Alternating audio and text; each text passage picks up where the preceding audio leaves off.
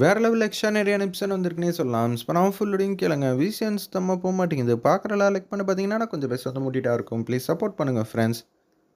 குமரனுக்கு வந்து ஃபோன் அடிக்கிறாப்புல. என்னடா நீ யார் எப்படிப்பட்டவங்கிற விஷயம்லாம் எனக்கு தெரிஞ்சிருச்சு. சும்மா சொன்னதே சொல்லாதடா. உனக்கு என்ன வேணும் அதை சொல்லு. மகாவுக்கும் உனக்கும் இருக்கிற சம்மந்தம் எல்லாத்தையும் நான் கேள்விப்பட்டேன். உடனே பாட்டப்பட ஆரம்பிச்சிட்டாங்க. நம்ம குமரன், என்னடா பாட்டப்படுற அப்படின்னு காரணா வந்து கேட்குறாங்க. எது நீ யாருக்கும் தெரியக்கூடாதுன்னு நினைக்கிறியோ அதை நான் இப்போ சத்தமாக எல்லாருக்கும் தெரிகிற மாதிரி மைக்கில் வந்து சொல்ல போகிறேன்டா. உன்னோட முதல் மனைவி யாருங்கிற விஷயத்த சொல்ல போகிறேன். அது மட்டும் இல்லாமல் அது ஒரு அப்பாவியான பொண்ணுடா. அப்படி இருக்கும்போது நீ அவங்களே ஏமாற்றணும்னு பார்த்துக்கிட்டு இருக்கியா? இப்போ தெரியுதுடா நீ யார் என்ன ஏதுன்னு.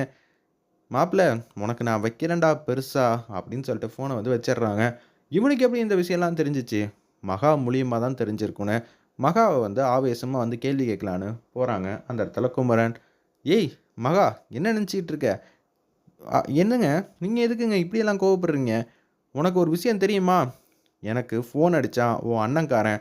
யாருங்க சொல்கிறீங்க? கருணா, அவர் ரொம்ப நல்லவர். ஏய், அவன்கிட்ட ஏதாவது ஒன்று சொன்னியா அப்படின்னு சொல்லி கோவப்பட்டு அடிக்கிறாங்க. இல்லைங்க, நான் எதுவுமே சொல்லவே இல்லை. அப்புறம் எப்படி எனக்கு ஃபோன் அடித்து நடந்த விஷயத்தெல்லாம் சொல்லி முடிக்கிறாங்க. அச்சச்சோ, இது யார் மூலியமாக தெரிஞ்சிருக்குன்னு தெரில. அவங்க வீட்டில் வேறு யாருக்காவது தெரியுமா அப்படின்னு சொல்லும்போது, ஆமாங்க, ஜெயந்தி அக்கான்னு ஒருத்தவங்க இருக்காங்க, அவங்களுக்கு தெரிஞ்சிச்சு. நீயா போய் உளறி வச்சியா?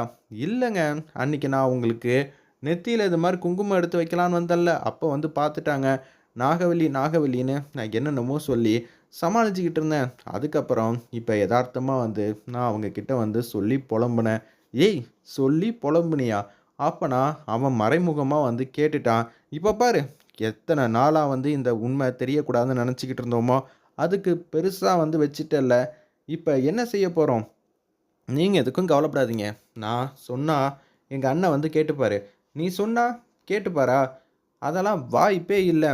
அவன் என்ன ஏதாவது ஒன்று செய்யணும்னு யோசிச்சுக்கிட்டே இருக்கான்னு குமரன் வந்து சொல்லிகிட்டு இருக்காங்க. விடுங்கங்க, நான் பார்த்துக்கிறேன். நீ என்ன பண்ணியோ எது பண்ணியோ எனக்கு தெரியாது.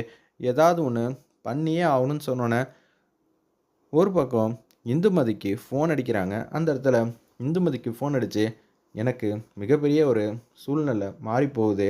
நீ தான் ஏதாவது உதவணும். என்ன சொல்கிற? உன் புருஷனை முதல்ல தடுத்து நிப்பாட்டு. எங்கள் சம்மந்தப்பட்ட விஷயத்த ஏதோ ஒன்று சொல்லலான் இருக்காரு. ஒன்று சம்பந்தமா? என்ன? அதை எதுக்கு அவர் வந்து சொல்ல போகிறாரு? அதுக்கெல்லாம் வாய்ப்பே இல்லையே. இல்லை, அவர் குமரனை பழி வாங்கணும்னு சொல்லிட்டு மிகப்பெரிய விஷயத்த கையில் எடுத்திருக்காரு. என்ன சொல்ல வராரு? எனக்கு ஒன்றும் புரியலையேன்னு இந்துமதி வந்து கேட்கும்போது, நடந்ததெல்லாம் டப்பு டப்புன்னு 2 சீனில் வந்து சொல்லி முடிச்சிடுறாங்க. நேரில் பார்த்து பண்ணுன்னே தெரில நம்ம இந்துமதிக்கு. ஏய் நாகவல்லி, என்ன நினச்சிக்கிட்டு இருக்க? நீ இப்படியெல்லாம் வந்து செய்வேன்னு எதிரே பார்க்கலையே. முதல்ல ஊரில் எதார்த்தமாக நடந்த விஷயம். அது நான் தான் அவரை ஹஸ்பண்டாக நினச்சிக்கிட்டு இருக்கேன். ஆனால் அவர் பதிலுக்கு என்ன அப்படின்னு நினச்சே பார்க்கறதில்ல. அவர் எப்போதுமே ஸ்ரீவித்யாவை தான் நல்லபடியாக வந்து திருமணம் பண்ணணும்னு நினச்சிக்கிட்டு இருக்காப்புல. அது எங்கள் குடும்ப சம்மந்தப்பட்ட விஷயம்.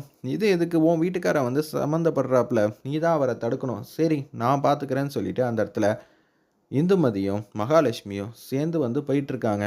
எங்கே இருக்காருன்னு தெரியலையே அப்படின்னு சொல்கிறப்ப, நீ தனியாக தேடுமா, நான் தனியாக தேடுறேன். 2 பேரும் வந்து தனித்தனியாக தேடுவோம். அப்போ தான் வந்து இந்த கூட்டத்தில் கண்டுபிடிக்க முடியும்.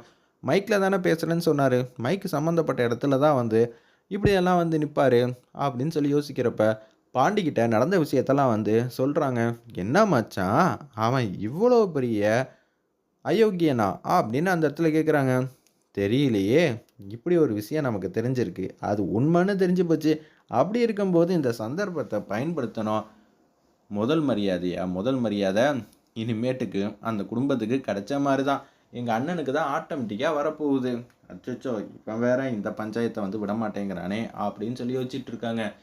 சிஸ்டர் கிட்ட ஒரு வார்த்தை கேட்டு பேசுகிறா. நீ இப்படியெல்லாம் ஒரு விஷயத்த செய்யாத. ஏன்னா இது பொண்ணு சமாச்சாரம் விஷயம். நீ தேவையில்லாமல் அவங்க வாழ்க்கையில் இடையூறு பண்ணாத. ஒரு விஷயம் நீ மகா கிட்ட கேட்கணும், இல்லை இந்துமதி கிட்ட கேட்கணும். அதெல்லாம் முடியாதுடா. நான் கண்டிப்பாக சொல்ல தான் போகிறேன். நீ என்னடா அவனுக்கு சார்பாக வந்து இங்கே பேசிக்கிட்டு இருக்க? அவனுக்கு சார்பாலாம் பேசலை. ஏன் அந்த பொண்ணுக்கு வந்து இதெல்லாம் தெரியாதா? நீ எதுக்குடா இப்படியெல்லாம் பண்ணுறங்கிற மாதிரி கேட்குறப்ப, இந்துமதி தடுத்தாலும் தடுப்பா. நான் போகிறேன்னு சொல்லிட்டு கருணா மட்டுக்கு வேக வேகமாக போகிறப்ப, "ஏய் பாண்டி பாத்தியாடா?" அப்படின்னு சொல்லி கேட்குறாங்க நம்ம கருணாவ. "ஆமா சிஸ்டர், என்னென்னமோ கேள்விப்பட்டேனே, உனக்கும் தெரிஞ்சு போச்சா?" சரின்னு சொல்லிட்டு வேக வேகமா எங்கடா போனான் அவன் அண்ணன்? இப்பதான் சிஸ்டர் பைக்ல வந்து போனான்னு சொன்னோனே, அப்படியே வந்து பைக்லேருந்து அங்கேருந்து இறங்க பார்க்குறாங்க. டக்குன்னு இந்துமதி அங்க போய் நிக்கிறாங்க. "டேய் நில்றா! என்னடா நினைச்சுக்கிட்டு இருக்க உன் மனசுல? கைய விடு. நான் முக்கியமான வேலை இருக்கு. 5 நிமிஷத்துல அத செஞ்சு முடிச்சுட்டு, நீ என்ன சொன்னாலும் கேட்குறேன். ஃபர்ஸ்ட்டு நான் சொல்றத கேள்றா. அது மகா சமாச்சார விஷயம். தேவையில்லாம நீ தலையிடாத. அவங்க 2 பேரும் வந்து ஒத்துமையா இருக்காங்க. இல்ல, இந்த விஷயத்தெல்லாம் வெளியில வந்து சொல்லாத. ஏன் அந்த பொண்ணுக்கு வந்து அநியாயம்ன்னு தெரியாதா? வேற என்னமோ அவங்க வாழ்க்கையில நடந்திருக்கு. என்னன்னு தெரியுமா? சும்மா கதை சொல்லிட்டு இருக்காத. உனக்கு ஏதாவது ஒரு குடும்பத்திலேருந்து சமாதானம் பண்றதே வேலை பொழப்பா போச்சு. அவனுக்கு ஆதரவா வந்து பேசுற. நான் சொன்னா கேட்பியா மாட்டியா? கேட்க மாட்டேன், கேட்க மாட்டேன். உடனே கன்னத்துல பலார்ன்னு அடிச்சிடுறாங்க நம்ம கருணாவ. இத கொஞ்சம் கூட வந்து கருணா வந்து எதிரே பார்க்கல. செம்மையா வந்து கோவப்படுறாங்க. "மொதல்ல அமைதியா நில்லு. சொல்றத காது குடுத்து கேளு. சரியா? மகா கிட்ட நான் உன்ன கூட்டிட்டு போறேன். அதுக்கப்புறம் இத சொல்லலாமா வேணாமான்னு முடிவெடு.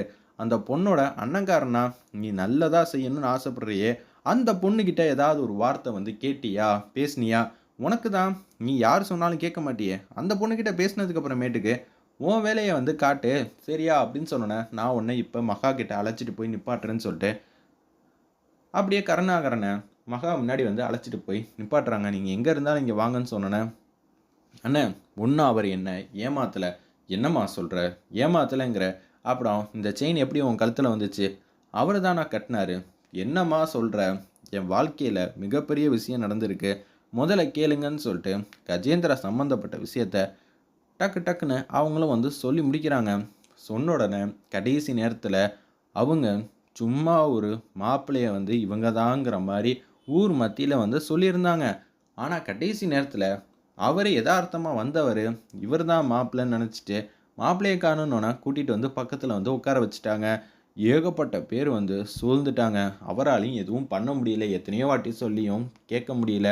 அதுக்கப்புறமேட்டுக்கு தான் அப்படின்னு நடந்த விஷயத்தெல்லாம் ஒண்ணு ஒண்ணா சொன்னோனே, இதுல குமரன் மேலலாம் தப்பில்ல. என்னோட ஆசை என்ன தெரியுமாண்ணா? அத எனக்காக செஞ்சு தருவீங்களா? சொல்லுமா அப்படின்னு சொல்லும்போது, ஸ்ரீயும் நம்ம குமரனும் நல்லபடியா எதிர்காலத்துல இருக்கணும் தான் என்னோட ஆசை. மத்தபடி எனக்கு வேற எதுவுமே வந்து முக்கியம் இல்லன்னு டைரக்ட்டா வந்து சொல்லிடுறாங்க. ஒரு விஷயத்த தெரிஞ்சுக்கிட்டு சில பேரை எதிர்க்கணும்னு நினைக்கிறது தப்பு. புரிஞ்சுக்கிட்டியா? அந்த பொண்ணுக்கு இப்ப நீ வாக்குறுதி குடுக்குற. இந்த விஷயத்த நீ எப்போதும் சொல்ல மாட்டேன்னு சொல்லு. சரிம்மா, இவ்வளோ விஷயம் நடந்திருக்கு. அவரு நல்லவர் தானா? உங்ககிட்ட யாரோ ஒருத்தவங்க தப்பா வந்து பேசியிருக்காங்க. நான் சொன்னத நீங்க கேட்டிருக்கீங்க கரெக்ட்டா? அப்படின்னு சொல்லும்போது, ஆனா உன் மனசுல இன்னமும் அவர் தானம்மா இருக்காரு. நான் உன் அண்ணனா இருந்து கண்டிப்பா உன்னையும் அவரையும் சேர்த்து வைக்க என்னால ஆன முயற்சிய வந்து செய்றேன். நீங்க இவ்வளோ தூரம் வந்து இறங்கி வந்திருக்கீங்க. எனக்கு சந்தோஷம் தான். தயவு செஞ்சு குமரனுக்கு சம்மந்தப்பட்ட விஷயத்த மட்டும் வெளியில சொல்லிடாதீங்கண்ணா. என் மனசுக்கு ரொம்பவே வந்து கஷ்டமா இருக்கு. அப்படின்னு அந்த இடத்துல நடந்ததெல்லாம் சொல்லி ப்ளீஸுங்கிற மாரி கெஞ்சுறாங்க. சரிம்மா, இவ்வளோ தூரம் நீ சொல்லியிருக்க. நான் எப்படிம்மா சொல்லுவேங்கிற மாரி அந்த இடத்துல நம்ம கருணாவும் அமைதியா வந்து நிக்கிறாங்க. வெயிட் பண்ணி பார்ப்போம். சூப்பரா பரபரப்பா இருந்துச்சுன்னே சொல்லலாம்.